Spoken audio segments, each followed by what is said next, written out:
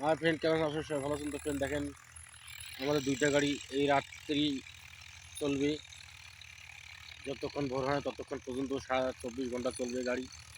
তো অবশ্যই আমার চ্যানেল নতুন সাবস্ক্রাইবটা অবশ্যই করে দেবেন। ঠিক আছে, এখন আমি ভিডিও ছাড়তে পারছি না, তার কারণ কাজের চাপটা বেশি পড়তেছে। দুটা গাড়ি দিয়ে আমার সামাল দিতে পারছি না। ঠিক আছে, তার জন্য ভিডিও দিতে পারছি না আমরা। রাত্রির টিফিনও ওখানে আছে, টিফিনও আনছি, দিন রাত চলবে টিফিন, তখন সবাই আছে এখানে।